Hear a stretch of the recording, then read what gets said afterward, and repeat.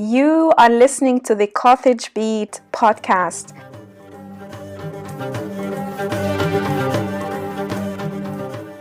Your leading source for Pan-Africanism to take your senses into the heartbeat of music, culture, and politics.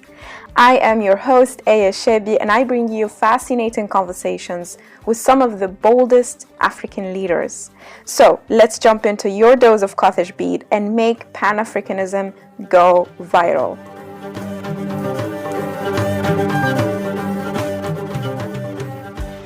Welcome to the second episode of Carthage Beat. Thank you for all your feedback and for subscribing and supporting this project during our launch. If you're new here, the name of this podcast is because I am from Carthage, which is today's Tunisia. It's where I grew up and where my heart beats. This show also uses music to get back to the roots, to tell Africa's story differently, feeling the connection to our continent as a whole. Today, my guest comes from Southern Africa, Zimbabwe. We have a relationship with the land that is sacred in our culture. It is our way of life. It is connected to our livelihood. It is connected to our spirituality. Stay tuned because we're going to talk Robert Mugbe intimate conversations, what is wrong with African governance, but also a young African male view on feminism, masculinity, LGBTQI+ rights, and more. But before we dive in, and as of every episode, I'm going to introduce you to the music and beats from North Africa. And in the last episode, I have introduced Rai, the music of opinion and revolution. You can check out carthagebeat.com page and listen in to the first episode, as this wouldn't make much sense to you unless you listen to the first part, where I explain its origin and evolution. The lyrics were mostly about farmers and peasants who lost their lands to the French occupation and the rest of the Algerian population who were treated as second-class citizens. This rebellion made Rai a form of resistance during the Algerian struggle for independence. And Rai was also born in bars. It continued to live there because it always targeted young people, especially during the rise of Islamist movement in Algeria. The only way to listen to Rai was in bars.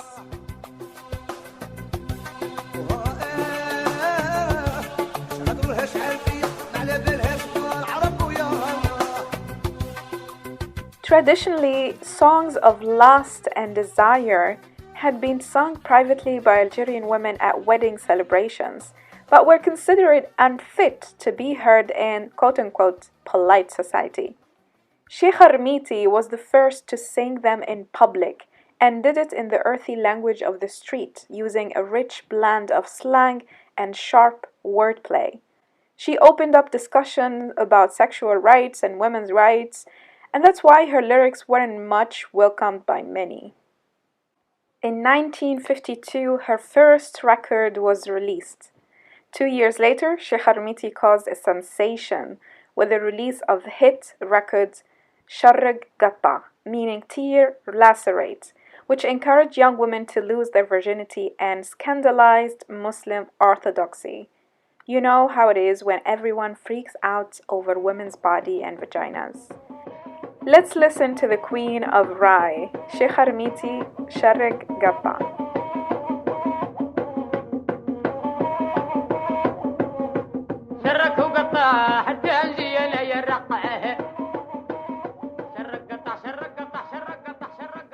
She was banned from singing in public in Algeria after this song until she died, but she didn't give a damn and she continued to sing and composed more than 200 songs, even though she was illiterate all her life. She said she would actually compose the lyrics in her mind, then test them with the beat and memorize them. Rest in power, Sheikh Harmiti. In the 1980s, Rai reached the height of its popularity, but was also banned from the Algerian broadcast media. Basically, everyone had a problem with Rai and felt threatened by it. Algerian military junta feared Rai ability to galvanize the youth, and on the other hand, the extremist Islamist groups condemned it as indecent. And even the Marxists viewed the Rai as a form of Western cultural imperialism. During the term of Hawari Boumediene, the second president, Rai singers were censored because of their criticism of the regime failure to fix socio-economic issues. Rai eventually played a major role in igniting Algerian anti-government protest in the mid-1980s.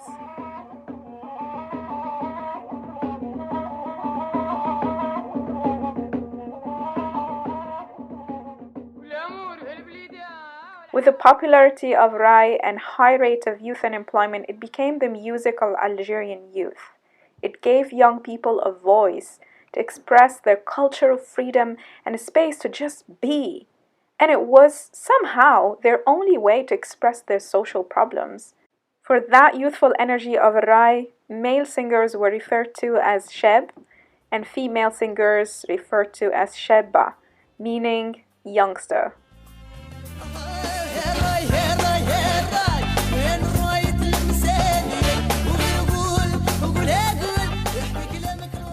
I still have a lot to say and more music to share with you, but it's time to introduce my guest, who is a comrade who established himself as an expert on governance in Africa.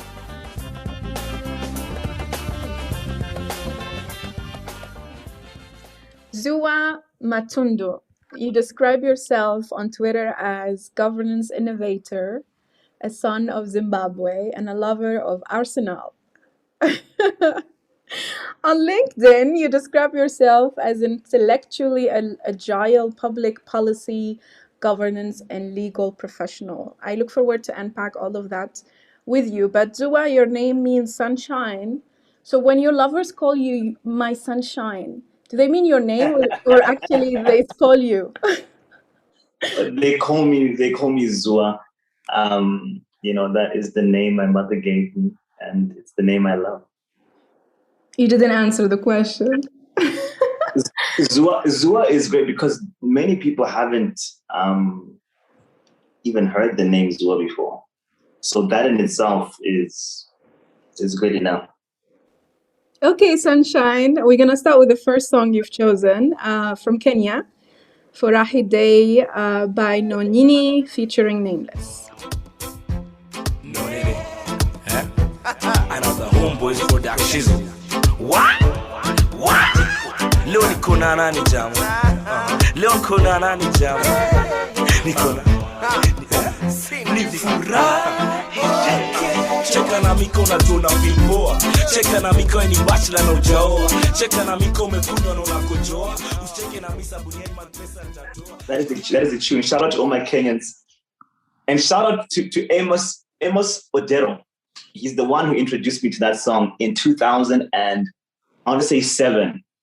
Why this song? First of all, it was during my undergrad at McGill in Montreal, Canada.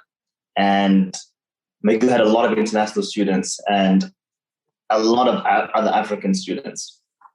And Amos was this petite guy from Kenya, full of life and love. Of course, Furahi Day, is played on a Friday when we're about to get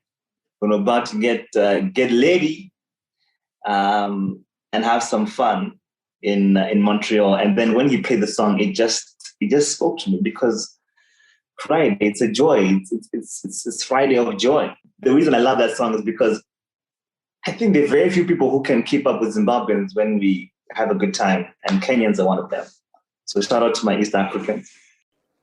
Amazing. And it's interesting because I feel like among all the friends I have across the continent, you're someone who is an encyclopedia of music.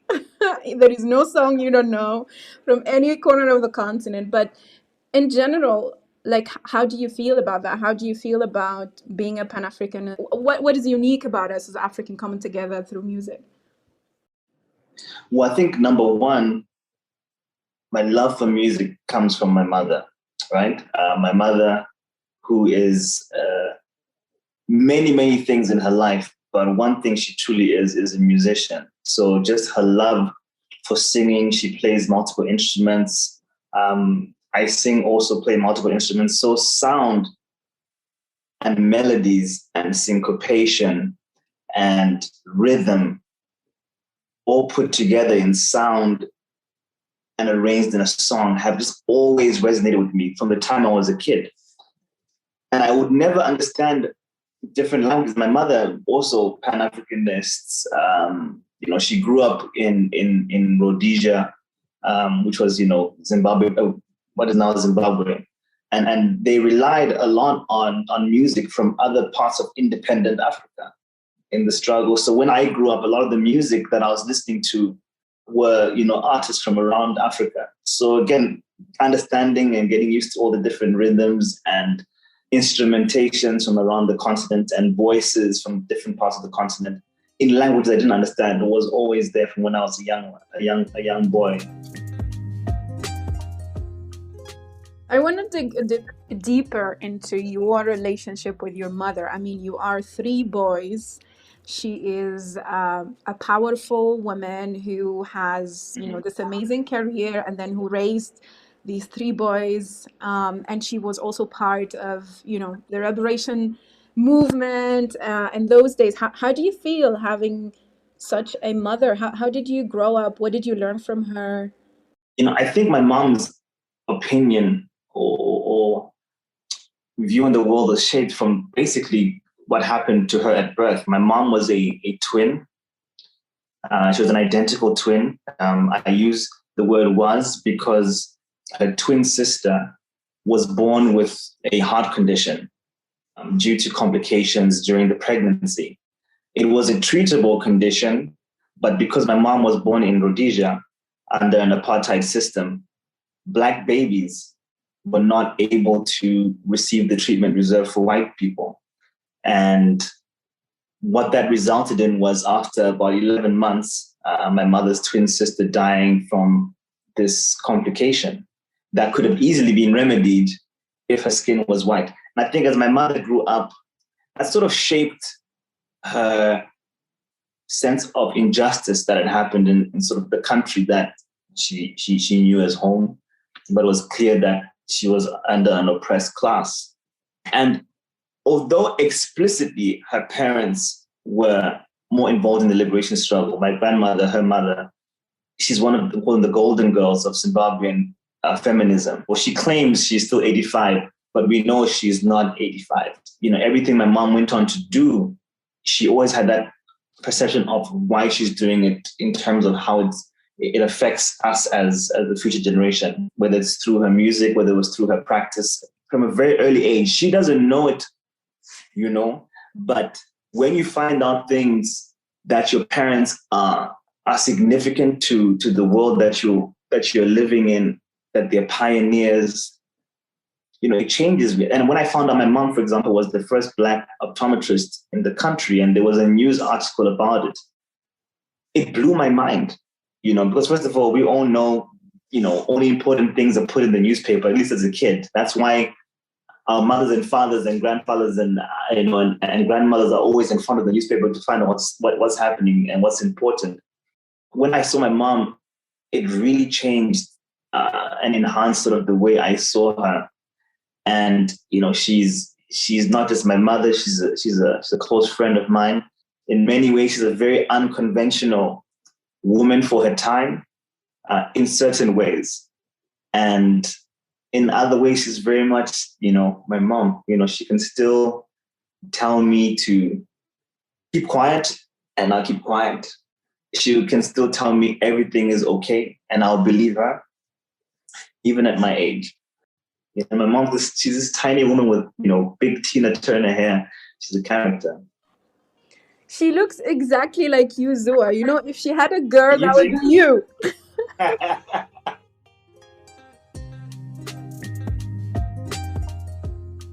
So, Zuwa, I want to give you two dates, and then I want you to guess what's the date and then tell us a bit about it. So let's start with the first date. You ready?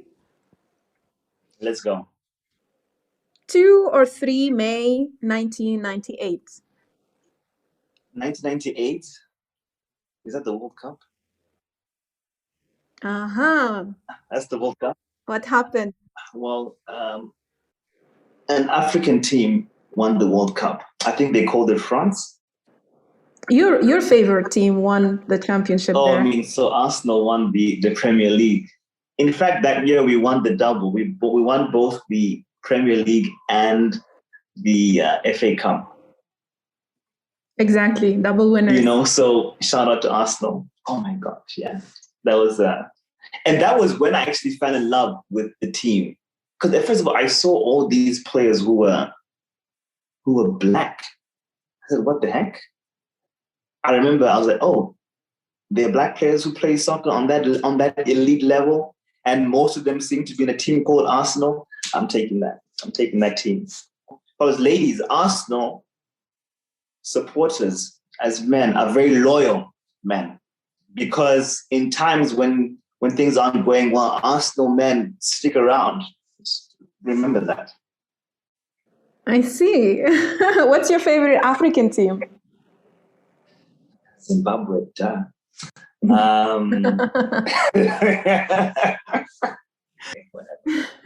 But what's interesting for me in like Africa Cup of Nations is that usually Africans don't know much about the continent. I mean, we know the big countries, South Africa, Nigeria, Kenya, but like the other nations, many Africans don't even know the names of other nations. But then in the Africa Cup of Nations, suddenly everyone now knows. And suddenly North Africa becomes part of the continent, and everyone is like cheering everyone else. It amazes me, how also sport like music can bring us together, but also can kind of inform our consciousness about what actually unites us. Just think about it. If you're a young kid who has not had the chance to leave your country for whatever reason, and you love watching soccer, and your country's in the African Cup of Nations, or even if they're not, right? You're seeing people who don't look like you, who look like you, who kind of look like you, who kind of don't look like you, all playing a sport you love. And it can really inform that, oh, wow. So mom, so dad, what's this Africa Cup of Nations? What's that? Oh, no, it's countries from across the continent. You mean we are part of a bigger continent? So, I think it's such a great thing for young kids to be able to do. And again, there's so many limited ways in which we can learn about each other. So the second date I'm going to give you is 13 of July, 2016. We're moving a bit to politics right now. That was probably the beginning of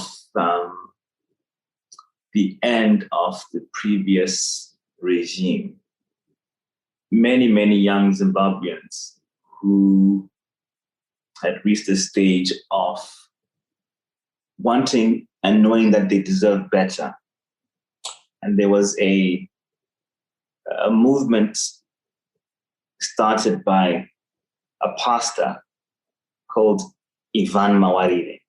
And that July, there had been a swelling of people in the streets with the flag of Zimbabwe, sort of as their identity card, not a government-issued ID, not a political party membership card, saying that I'm Zimbabwean first, and if anything, I'm Zimbabwean only. And we deserve a future that's bright for Zimbabwe. We deserve for people who are tearing down the nation to leave the seats of power in Zimbabwe.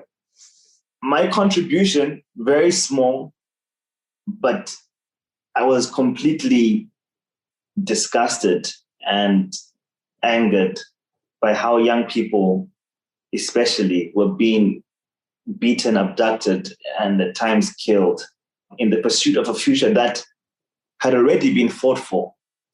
We fought for independence. Our forefathers fought for independence and died. And they were not doing it so that we would live under the thumb of other repressive regimes. And as a born free, someone who's born after 1980, in Zimbabwe. This is my birthright, to be in a free Zimbabwe, especially. My plea for people to understand that no matter what, no person, no party is above the rights that are guaranteed to you by the Constitution of Zimbabwe and the flag of Zimbabwe. Simple as.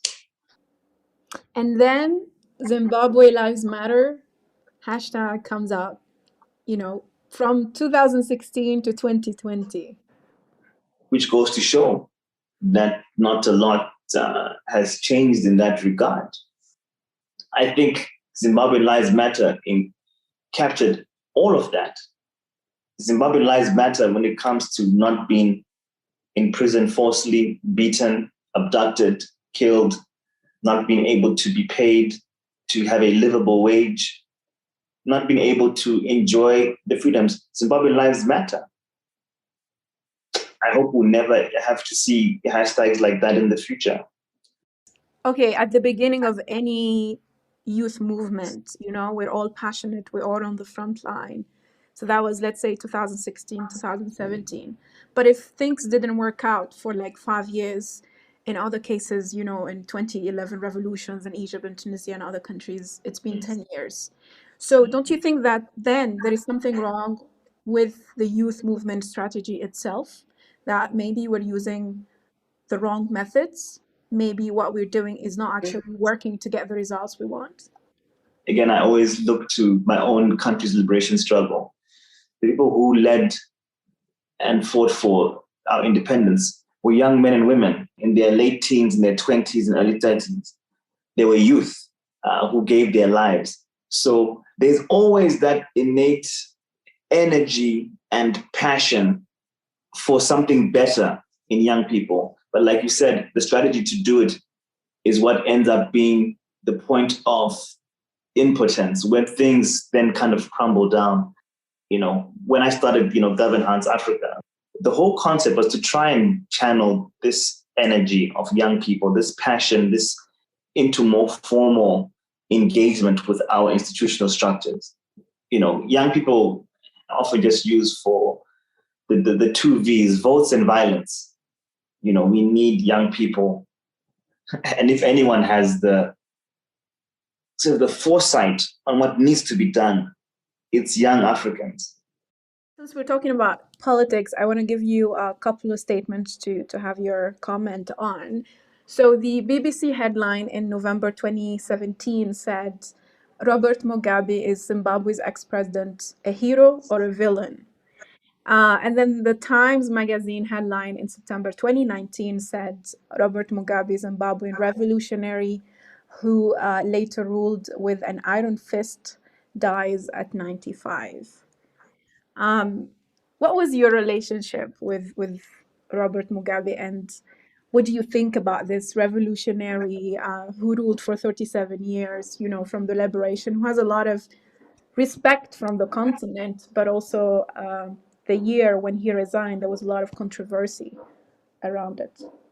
I think what you'll find with many Zimbabweans is those who feel very strongly for him, those who feel very strongly against him, and those who are still battling through feeling and understanding what he means to them. For me, he may be the single person who has had the most influence on me politically. In a context when, in my early teens, in the year 2000, Zimbabwe went through land redistribution, and understanding the historical need of it and the way he was able to articulate it, that alone for me was him trying to rectify that injustice. And to me, that is why our liberation fighters went to die. We have a relationship with the land that is sacred in our culture. It is our way of life. It is connected to our livelihood. It is connected to our spirituality. And for it to have been stripped away from us in such a manner takes something fundamental from our people for generations. That the fact that he was trying to deal with that solidified to me that nothing can take it away from him, that in this sense, he was a hero. He was trying to put a full stop in principle on the liberation struggle. We all know, and I don't want to go too much into detail of, willing seller, willing buyer, where if the government of Zimbabwe wanted to buy a piece of land to redistribute from a white commercial farmer, they had to pay fair market value. That is a provision that was in our negotiation for independence, which I often feel himself felt a bit guilty for. I always look at our African forefathers, and leaders as the first iteration, the first version of leadership in Africa, and the first prototype, which means by nature that they were not perfect, which means that they can only be improved upon.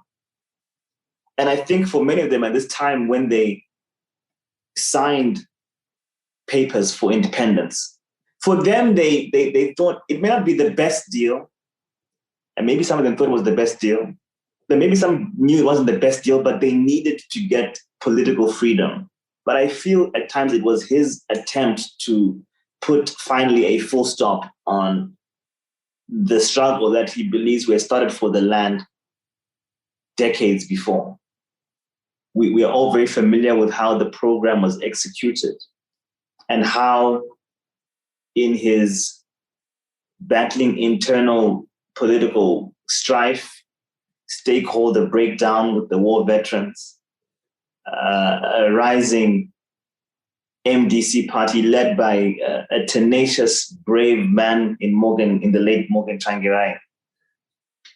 He felt he was in a corner, and what people do in corners is they lash out. They lash out, and what resulted was a lot of the heinous crimes that began to mar his legacy. So I went from having this opinion of this man who was so instrumental to what I believe is the true essence of our liberation struggle, and who single-handedly shaped a lot of the way I viewed myself and my role in my country and in my continent, to the point where I was excoriating him for having let me down, for having let us all down. I think it will take time for me to be able to see this man or this person as both hero and villain, because you cannot deny the many families that had to flee the country over a crumbling economy, political repression, who haven't seen their own family members in 20 years. He had to be held accountable when he was alive, and his legacy still has to be held to account. I want to know, Zuwa, what was one of your memorable conversations with him that you had? I think conversations were often very non-political in nature, given the essence of how I knew him. But I would say the one thing that was very significant is, in 2017, and we were together on Independence Day, which was actually the day I arrived. He asked, so what are you doing now? You were in Canada doing law. I said, I'm going to do my master's at Oxford in public policy. And his eyebrows sort of raised.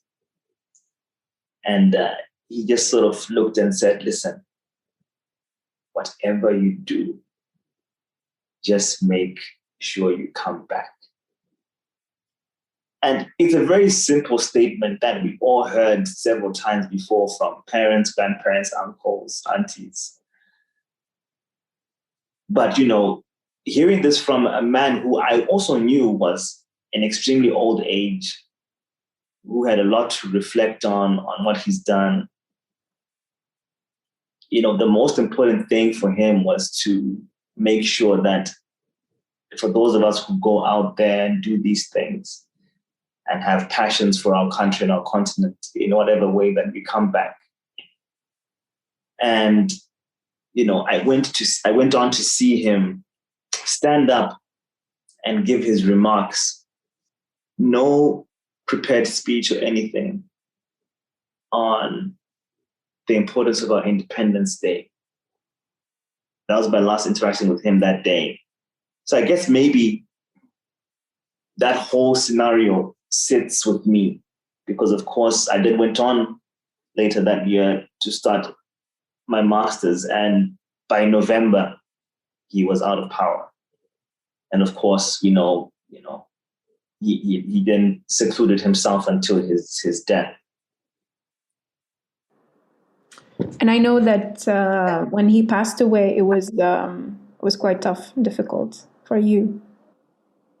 I think loss for anyone of someone who is either means something to you, who's a family member, whose close, is very, very difficult. It was, in a way, I talked about full stops. It was a full stop for his life and the opportunity for many Zimbabweans to shed that weight in a way and move on. We as Africans, we as Zimbabweans will have to write about Robert Mugabe. We won't leave it to the likes of the BBC and Sky and CNN and Western scholars. We'll leave it to us. And if it's our people who decide that his legacy was mostly negative than positive or vice versa, then it's our story to tell. And it will be our decision to make. Yeah. Thanks for sharing all of that about Robert Mugabe. I think it's a different perspective from what we hear about him from other parts of the continent. You went on to study law, and then you went on to study public policy at Oxford, and then you're back to Canada. Where are you going? Are you going to run for office? Are you going to, where are we going to see you in politics? I believe it's a calling of mine to serve. And again, like I said, if it's through appointed or elected or any other means, best believe I'm going to do it. So for the young people, whether in Africa or in the diaspora, who are hesitant to go into politics or run for office, or who are skeptical, or because they don't believe in the established system right now, what would you tell them? Keep finding a way to serve and to find a way to serve and to hold those who are in those positions accountable. Our continent is our inheritance. This is our birthright.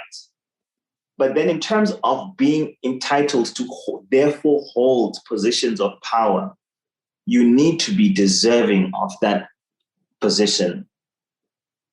Because we don't just want young people in positions of leadership. We want the right young people with good character, with integrity when it comes to dealing with the public, whether it's local councillors, mayors, MPs, what have you.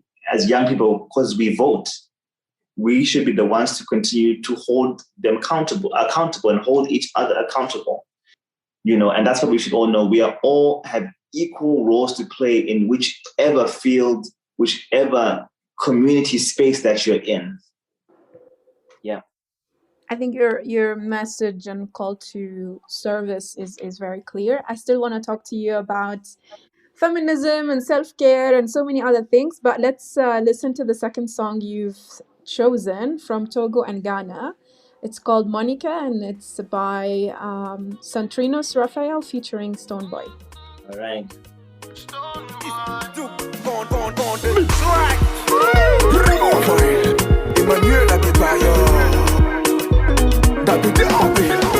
Comment ça va, Tata? Elle me dit qu'elle va bien, moi. Comment ça va? Je lui dis ça va, Tata. Je suis très content de te voir ce soir.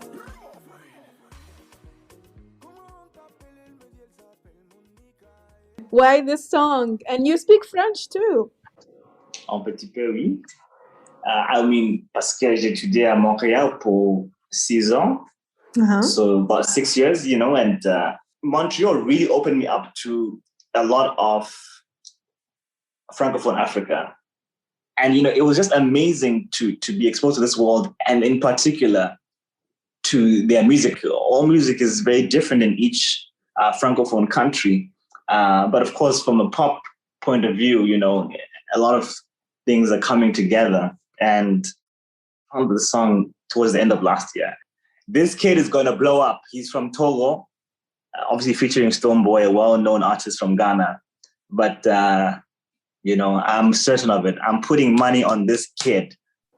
That's amazing. I'm not going to comment on the fact that you've chosen all men singers, but I'm going to go into the next question, which is about women. Maybe you can explain yourself. I don't know, but you said in one of the tweets... He's singing about a woman, but he was singing about a woman. Well, usually, all of the men singers sing about women. Yeah. Okay, I'll let you play the song. I'll keep quiet now before I dig myself into a hole. So in one of the tweets, this was of interest to me. You said that the class action lawsuit in 2003 brought freedom to women of Zimbabwe from the burden of assuming their husband's surnames. But that's not the only, statement you make about women and women's rights and feminism. You usually also give shout outs or, acknowledge a lot of the young African women in governance space. You're one of the feminists who stand out for me because of your view, because of your humility in talking about this issue and how you approach it. So get us more into your feminist mind. Let us understand it. Well, first of all, I'm humbled that you would say that. I mentioned before, my mom's mom, Betty Mtero, she, again, was one of the golden girls for women's rights movement in the political space pre-independence, which is something that I think people don't appreciate too much. The role women played in the liberation struggles that we had in Africa. And even if we look into the era when colonial powers were trying to come, a lot of rebels and a lot of rebellions were led by women.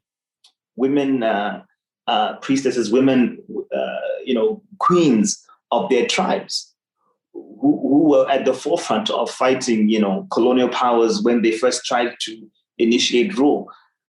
This is often lost, and, I think we should always keep that in mind, that history has not been truthful on the role of women. Again, I mentioned my mother was the first Black optometrist in the whole country of Zimbabwe. My grandmother was the first Black woman on several city councils pre-independence, an important member and voice of the, Politburo as she continued her political life, focusing a lot on women's rights and grassroots charities and NGOs and empowerment initiatives in Zimbabwe. It's only now that she's over 90 that she's slowed down. I've only seen women in my immediate circle do amazing things. Not just amazing things for women, amazing things for anyone to do. So to me, seeing other women not being given the opportunity or not recognized in the same way is mind-boggling to me, because first of all, their restrictions are not determined by their agenda. And I'm just talking about what you can actually do. For me, it's just mind-boggling. Someone can be limited by what gender they are. It literally has nothing to do with how intelligent they are or how capable they are of the task. And again, the future of Africa is female. Not because it's about the future, but because the past of Africa has also been female. It is a continuity of Africa that needs to have female women in positions of leadership. throughout society. I knew all of that will come out of you. I'm just curious about the men listening to us and what they think about your view. And I want to know, when you are in men only circles or like men hangouts, and you're having this conversation about equality, gender equality, feminism, what is the argument you use? How do you talk to men who actually think the opposite of you? Well, first of all, a lot of the young men that I know were raised in different types of households. I would say commonly amongst, let's say, my Zimbabwean friends, a lot of our mothers were career women. My mom never stayed at home, and it's not to, again, lift her up above anyone who has chosen to do that, because a woman's choice is what's important. And then there are others who grew up in a different circumstance where father controlled everything, and because mother stayed at home, it was interpreted as though she contributed nothing. And therefore, that has also had an effect on how they would like their partner to be in the future. And listen, I don't want to excoriate men in particular per se, but we have to hold each other accountable to, again, deconstruct these notions of what we believe women are. I may believe it's wrong. And even I have, people who can hold me accountable of any residual misogynistic or sexist thoughts, actions, words that I may have. I welcome it, right? As we are constantly moving in this direction of just freedom from these, thoughts. I say to the guys, I say, listen, if you were to have a daughter, because you can't choose, what are you going to tell her, and what sort of world do you want her to be in? This person who I imagine you're going to love more than anything in the world. How are you going to feel when she comes to you telling you about the disparaging comment, the hurtful comment a boy said to her at school? Because now maybe she's been putting up her hand to answer a lot of the questions when it comes to maths. Or maybe the teacher doesn't pick her, but often picks the boys over her. And she comes home crying, telling you that this is what's happening. Or when she's of puberty, men and other young boys of that age are harassing her physically, mentally about her looks. Or when she gets to university or starts her business or gets into the professional world, that her opportunity to self-actualize is hindered by investors not believing in her because she's a woman, the person who you love the most, and you've done nothing. What we discuss as men, and we should have more conversations like that as men, because as we are as people in general, it's very hard for us to conceive things that don't directly affect us. But when you try and bring it home closer, it's different. It's different. It should hit differently. And that's what the conversations tend to be like. But we have a long way to go. I think a lot of changing that perception of what it means to be a man will also in turn help as we continue to fight for women and for young girls, because we are no longer threatened and insecure about what it means to be a man. And I think when it comes to, seeing a lot of people being threatened by a woman who obviously has the same amount of education, if not beat you in school, has the same degrees, if not more, you choose to partner with her. Hey, buddy, there's a chance that she may earn more than you by twofold. And for you to feel threatened by that, in my opinion, is very dangerous. We have a long way to go, but I'm more than honored to be part of what I know is a strong community of people who are trying to change that.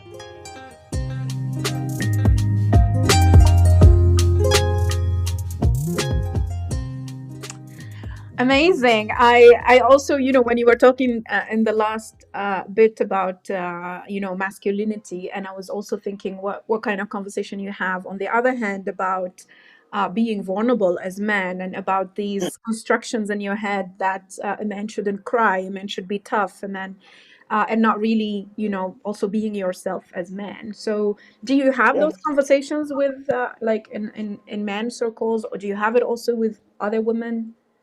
without a doubt. Without a doubt. I mean, I'm very, very privileged to have, and I think again, this stems from having been in a home with my mom when my dad was away. My mom is a very communicative person. She's a very sensitive person. She likes to talk things through and have you understand why you're feeling what you're feeling. And I tend to be that way as well when I speak with people. I love to get into let's talk about how you're feeling about it. And we talk a lot about how we feel. We talked a lot about how we feel. And we made a commitment to each other to deal with a lot of the pathologies and the traumas that we've had as men, young men, throughout life. And they provided a space where I can be vulnerable, can cry. We've shed many tears together, but having that space where these men know that my vulnerability and I know that their vulnerability does not take away from them, first of all, just being a human being. We're human beings first. We're not men first. We're not women first. We're human beings first. And human beings need the chance and the ability to express their emotions in a healthy way. And then again, for me, on my own personal journey, full disclosure, I started therapy. Last year. And because I felt I had reached a stage where I wanted to understand myself in a way, how I dealt with certain things that I felt were not the correct way to deal with things. And also just deal with the things that I've experienced in life over the 33 years of my life, the short 33 years of my life.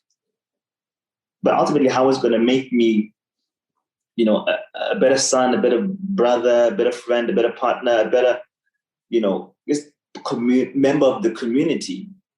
It's been the single most important investment I've ever put in myself, beyond starting Gov-Enhance Africa or investing in, education, or just as much as I eat well. Therapy will now be a cornerstone in my life for the rest of my life. I think to de-stigmatize therapy is extremely important. A lot of the violence that we perpetrate against each other, against women, not all the reasons, but a lot of the reasons, because we have no tools that we have been given to understand our feelings and to deal with life situations in a healthy way. You see the devastation of us men who are incapable of dealing with emotions of insecurity, of disappointment, of anger, of jealousy, of shame. There's so many things you said I really want to pick up on. One was really self-care, and I think it's really powerful that you shared about therapy, because we live in society, not only in Africa, but around the world now with COVID. We have realized that actually our systems don't care about our mental health, neither our healthcare system nor the other systems. And we've seen that from the response around the world. So I think your message is important about how do you actually take care of yourself? How do you take care of your mental health as much as your physical? Because you are a very fit person. You work out every day and you take care of your Almost physical every health. day. Almost every day. I Yeah, have lazy days too. yeah, but it's a commitment. It's a commitment you made to yourself, and I think mental health also is a commitment to make to oneself. What other tools you use for self-care? I find a lot of joy, a lot of peace, a lot of comfort in music. I find a lot of comfort, as I alluded to again, in meaningful relationships. That's amazing. I also wanted to this conversation that is very controversial in Africa about queerness. you don't hear many who really open up this conversation if they're not part already of the LGBTQI plus community. I'm curious to know about what he actually thinks, and also conversation you have with Africans on the continent or in diaspora, whether young or elders, about this topic. First of all, I believe people are born in that way, and I don't think people should be denied any sort of rights because of their orientation. People won't know. They'll never know many of the contributions people of the LGBTQ plus community have made to the continent, because they're not out like that. But it doesn't mean that they're not there. The closest people to me who are queer are African. And these are among some of the most amazing young men and young women that I have ever had the privilege of knowing. But also not because they're queer, it's because they're just awesome human beings. These are people who are just amazing people. So I don't see them as members of their community, because I often have to be reminded, kind of an afterthought. And I'm sure for them, it's not so much an afterthought. And I can respect that, because in many of their circumstances, it's something they have to be conscious about constantly, in particular where they're in communities or in family scenarios where they know people don't agree or downright hate.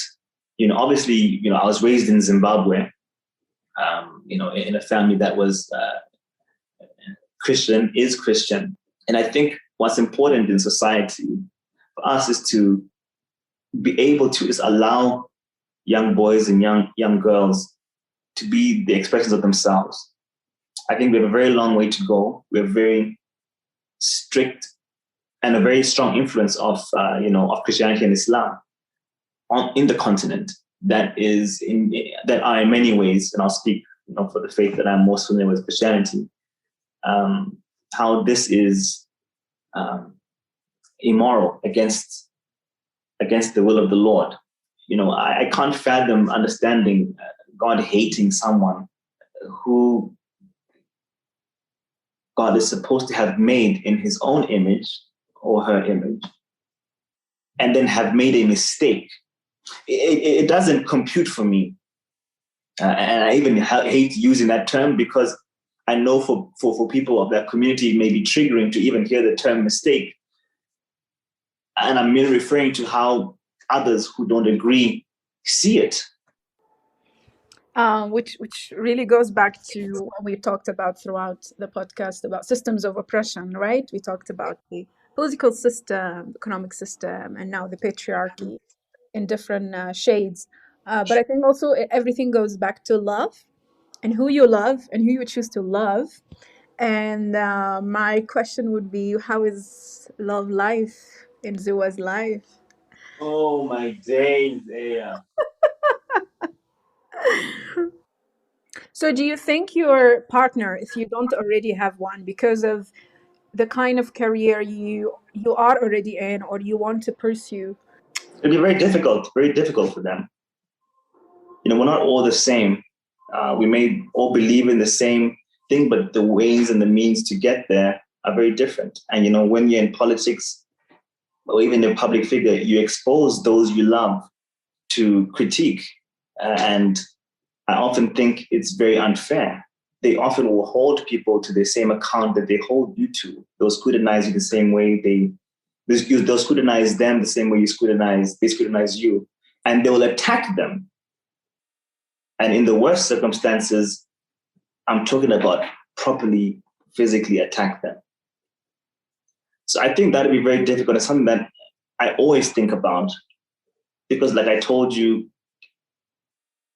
I really want to be in that family scenario, and I really want to serve. But I know it's going to come at a certain cost. Before we close, Zuwa, I want us to listen to the last song you've chosen, which is from Zimbabwe. Maybe you can introduce the song since it's from home. So this song is called Nema by XQ. This song really resonated with young people when, the previous regime was crumbling. In that period of 2 weeks that we had, a lot of people were playing this song. Therefore, without it being its intention, it became almost an anthem for a movement at that time.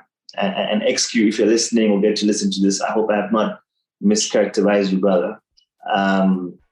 But either way, yeah, Nema.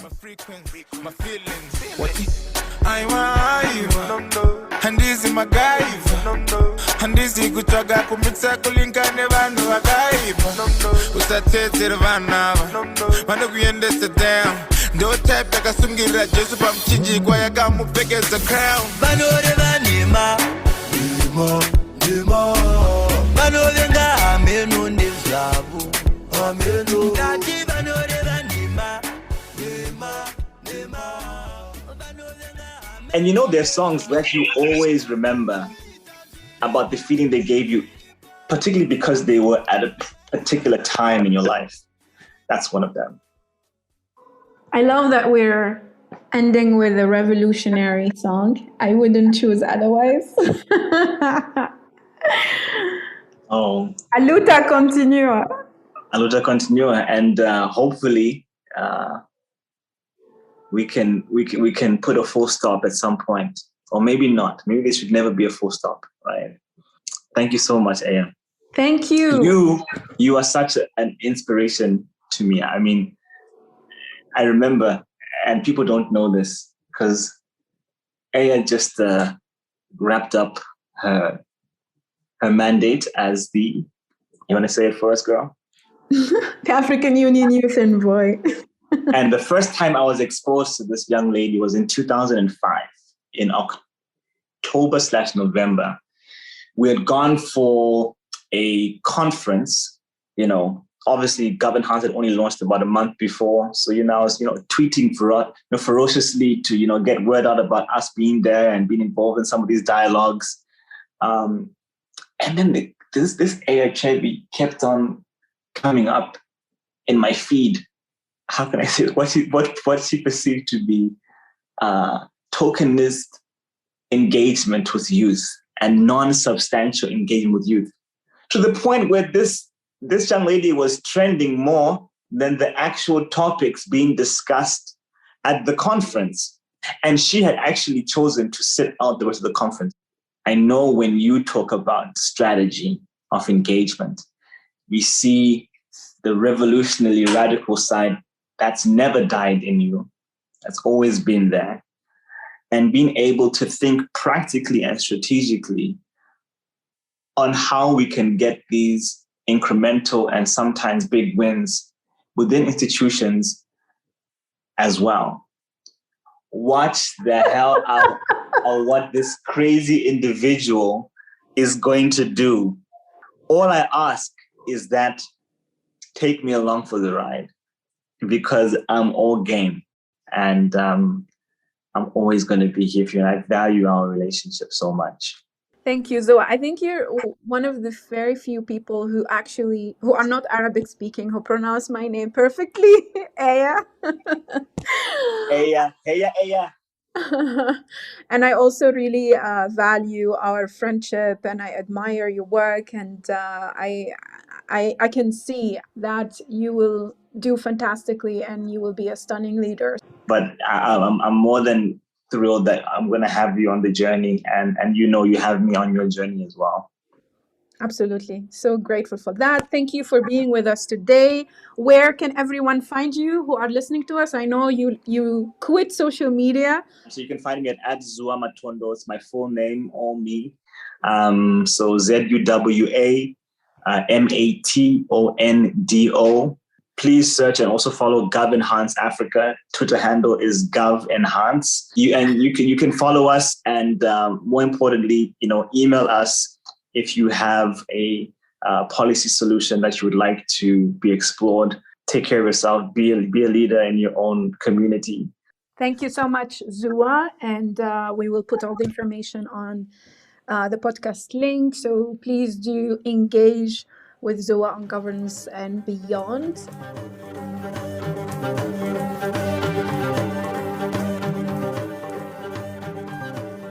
I am absolutely inspired, and I hope you are. Don't forget to rate, review the podcast, and be the first to receive future episodes by subscribing to the newsletter at carthagebeat.com. Reach out on all social media, Carthage Beat, or my social media, Ayashebi, and let me know who my next guest should be. Until then, salam.